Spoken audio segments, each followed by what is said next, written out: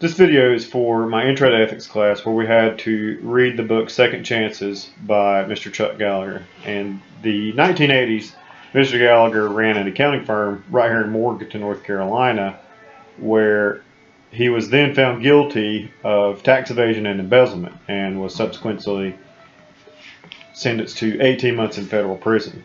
And then sometime after, later on in his career, I'm sure after he had time to reflect, he went back and then wrote this book, probably to serve as a reminder of the lessons that he has learned throughout his life. And one of the key concepts that stuck out in his book is where he said one of the eternal struggles is to find peace and joy no matter the situation.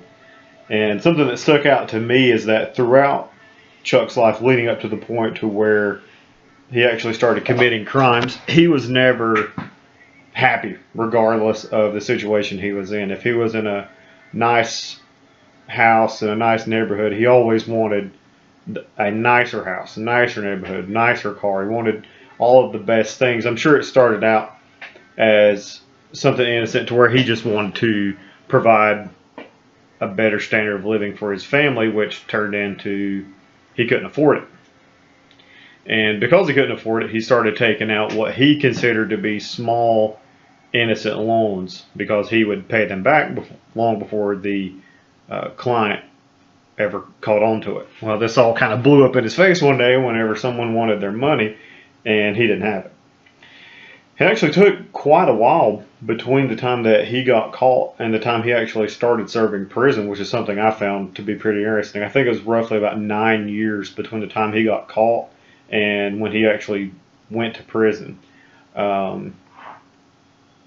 Honestly, I don't think he served a whole lot of prison time for the crime, considering the damage that was done and could have been done. You know, this really could have ruined a lot of people's lives had he kept going with this throughout his entire life. But something I wanted to focus on, something that his mother seemed to always preach to him, was the concept of to be somebody. And I think this is one of the underlying reasons on why he actually ended up in the situation that he was in, is because he always wanted to live up to that concept of what it was to be somebody.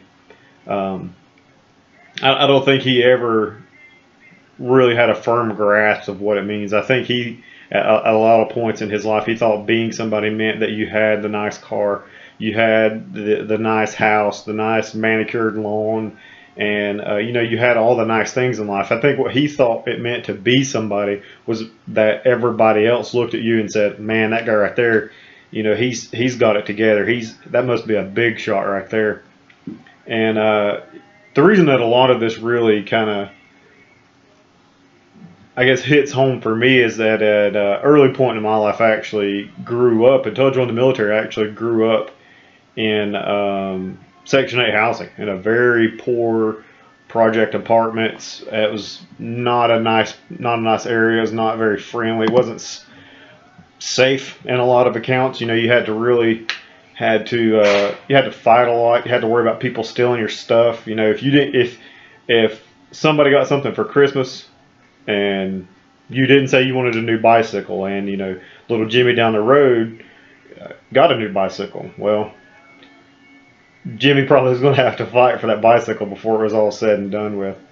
And this fighting nature that not just physically but actually in all aspects of life, I grew to possess this drive to constantly strive for more. I started out with basically nothing and had nothing and couldn't ever afford anything, and then it turned into this. Well, I was jealous of my friends who lived in these nice neighborhoods and their parents drove nice cars. They were never embarrassed by what their mom came to pick them up in. They were never embarrassed of where they lived, to where they never had any friends come over. And so I joined the military and spent my time in there, and it really afforded me a pretty good standard of living, to where I could compare my son's current standard of living to where I was at his age, and it's absolutely exponentially far better than his.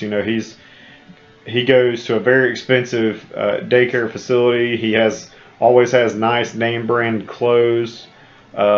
I'm coaching his baseball team, something I never had growing up as a child was any involvement from my father. And then now I'm involved in every aspect of his life. You know, most people that see us, they kind of jokingly refer to me as a mama bear, and that's something I'm kind of proud of. You know, I'd rather be, I guess, overly involved in his life compared to, you know, what I had growing up.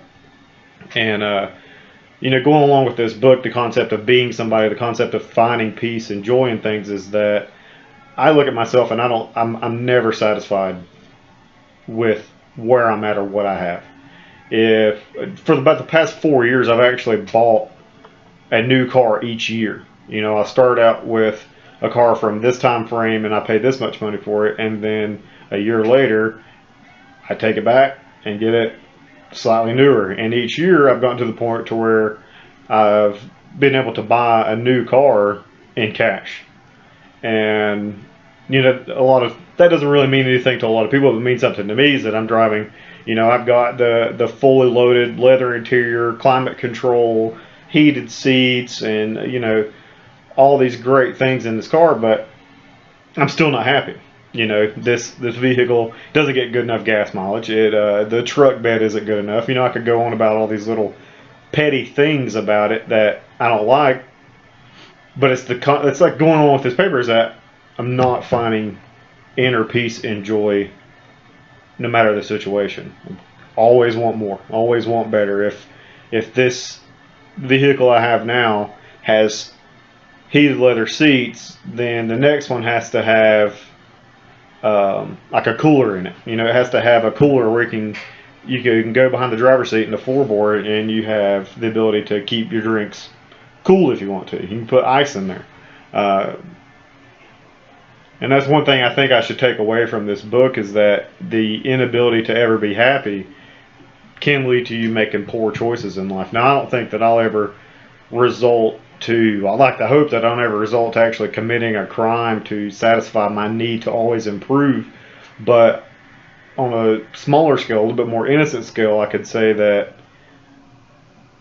you know, maybe in day-to-day relationships, day-to-day how I interact with people, not constantly blow them off. You know, if someone doesn't necessarily fit into what I'm trying to accomplish at the time, I try to, you know, hurry up the conversation, hear what they got to say, and then kind of scoot them on about their day and be done with it. I guess that's just the overall concept here. Is taken away from this book is being able to slow down, being able to be happy, being able to be satisfied with what you have. You know, a lot of people refer to that as humility.